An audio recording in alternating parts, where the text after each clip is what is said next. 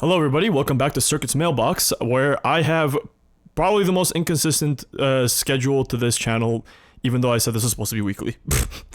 Whoops, my bad. So sorry. I've been very busy with a lot of things, merchandise. There's a New Year's plan that's happening, the holiday season, and many other things that just took my time and energy that I just couldn't get to it. But here I am. Finally, we made it, and today we're going to be talking about imposter syndrome. Now, the mail or the email that I received about imposter syndrome, I lost it. I straight up lost it. I am so sorry to whoever sent it. I remember you sending an email about it, and I did like 20 takes and deleted all of them because I thought it weren't good enough. And now I just lost the damn email.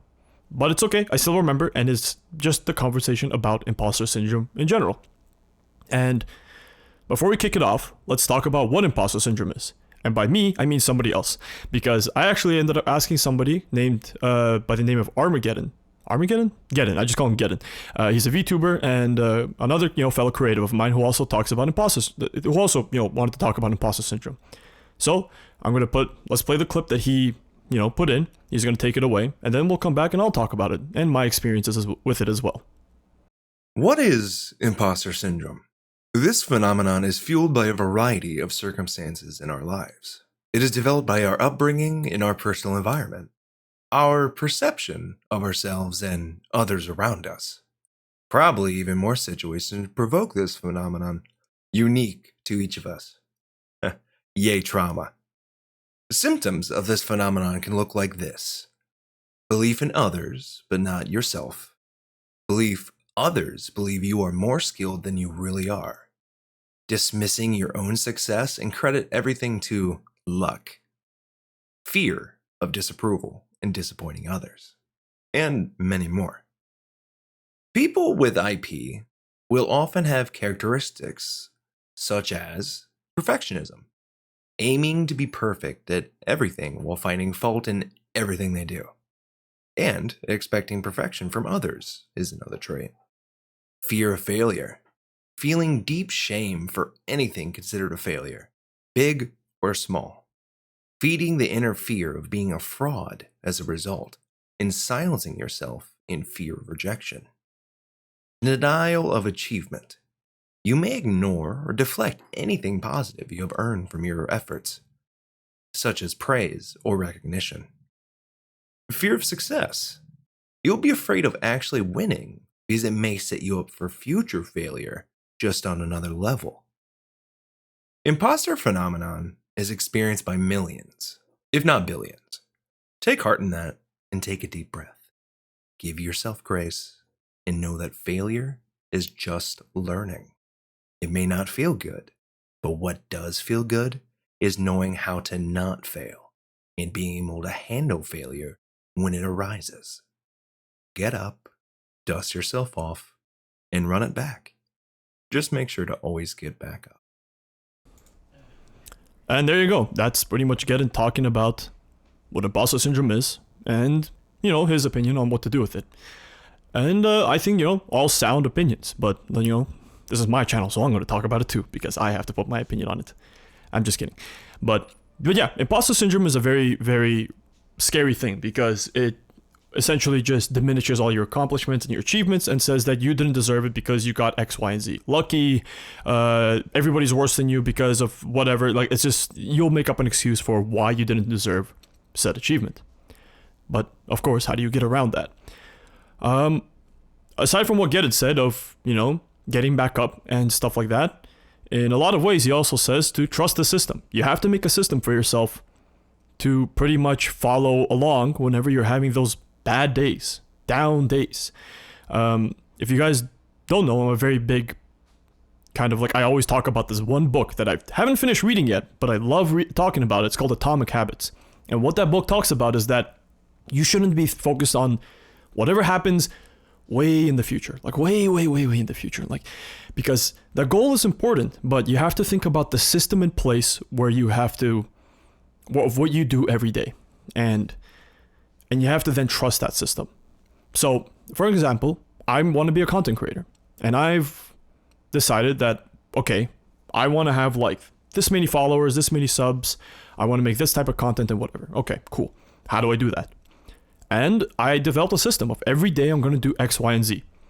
In the beginning, when I started Circuit, and I had one of the worst things, like I was like on the worst mental spots in my life, I made a system of just, you will make at least one TikTok today, no matter what. And you will make it on that. And if you can't feel mentally good, make yourself an archive or whatever, and then just follow along. That's what I did. And no matter how bad I was mentally, I always tried to follow the system. Always trust the system. Don't doubt it, because the system is supposed, you at worst, you should be autopiloting it as much as you can. Now, of course, easier said than done, because, you know, you're going to have those bad days where that you're going to get in your head a little bit. But again, it's okay if you fuck up and, fall down and whatever, as Gettin said. But again, it's about picking yourself up and dusting your feet off. But it's also about just doing something in general. Even if it's just 20%, 20% is still better than 0%. Just like, like going to the gym. If you feel like shit or you don't want to go or whatever, and not because you're busy, like because like I just don't want to go. Go anyways. It's hard, but you just gotta go. You gotta go. Pick up a dumbbell, do like a half-assed exercise, and then you said, well, at least I half-assed something instead of doing nothing at all. And it feels good. It develops grit. And the second thing is obviously, with the whole mental health, like mental aspect of, imposter syndrome and not believing in yourself, is track your efforts. Tracking your efforts is like a very good way to keep yourself reminded and grounded that you are actually working hard enough. Now, if you guys know me, I talk about a lot about RPE, rate of perceived exertion, which is like a gym term of saying how hard did you push yourself in said exercise or in said set. So for example, it's a scale of 1 to 10. And if you do a 10, that means you push yourself so hard, you cannot pick up the weights anymore. But the wonderful thing about this, number, this 1 to 10 scale, is that it's a subjective scale. It's a scale that you have to put in, and it's only based off of your emotions or how you're feeling. That's it. There's no like, oh, how much weight did you pick up or how did you do this? No, it's how much effort you put in on that set. Remove that from the gym, apply it to your everyday life, day to day. Every day you go to sleep, or better yet, because, when you go to sleep, you're a little bit, you're tired as shit. You're probably going to have even worse things.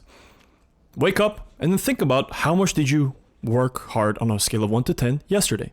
And again, this is a subjective thing, because for some people, getting up and taking the shower might be a 10 effort for them.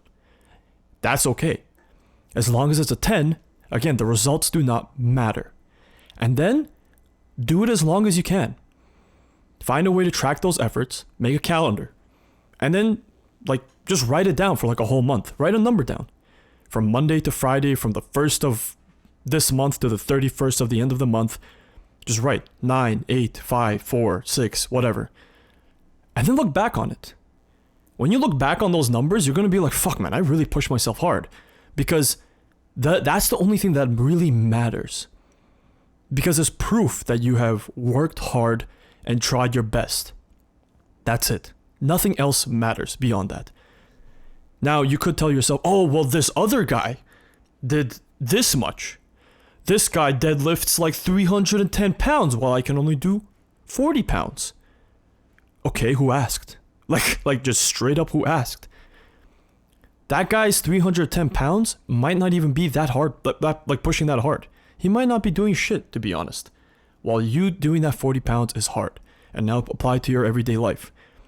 Let's say I wake up, take a shower, get everything done, vacuum the house, get my TikToks, get editing done, stream, make more shit, do some business stuff. Like I'm on the fucking grind set.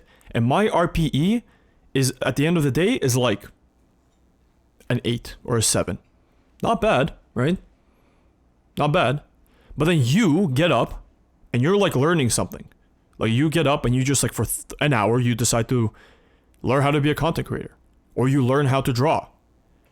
Or whatever. And your RPE at the end of the day might be a 10. That means you pushed harder than I did in that day. Again, it doesn't matter how much stuff you did. It matters how much effort you put in those stuff. And those are baby steps. Over the course of time, you will scale up and you will get better because you will keep pushing yourself hard. As long as you aim from 8 to 10, 10 is like borderline burnout. Don't even aim for 10. Aim for like 9.59. Like 7 to 9 is like 8 to 9 is good. That's a good number to look off of if you put your efforts in a day.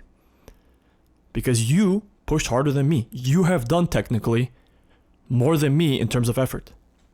And it's a weird thing to say because that's, you know, like a lot of people, like it sucks. Like, you know, during the media and all this shit that we have on TikTok these days where they have all this fucking male testosterone fueled grind set winter arc level shit. It's ridiculous. It's like, yeah, I gotta get up and I'm gonna fucking like build a business and make a house and have 2 kids. And no, dude, chill. Like, no. This is some next level freaking bullshit.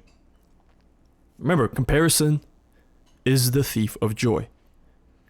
Don't compare yourself to anybody. Don't compare yourself to me. Compare yourself to yourself yesterday. That's the only comparison you have, and track it. And whenever you have those bad thoughts, have that as a reminder.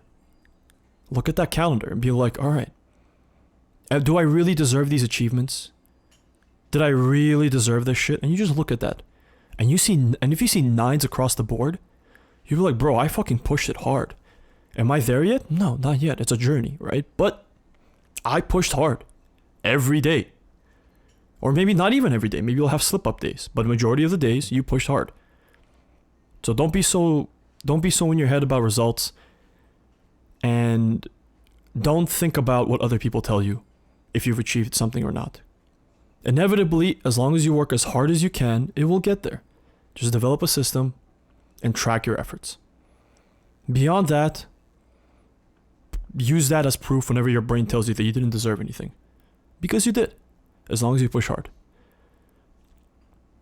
I want to make this as quick as possible. I hope this helps. And as you guys notice, again, I'm not playing video games on stream anymore because I'm actually drawing. Drawing is something that I've wanted to do for a very long time in my life, and I never really got a chance to really fulfill it. So I'm going to restructure my mailbox videos to be just that. And in fact, I quit drawing because of imposter syndrome. And along with other things like, you know, people telling me, oh, you're not going to get it, but that's whatever. But I did it because I really, really, really want this.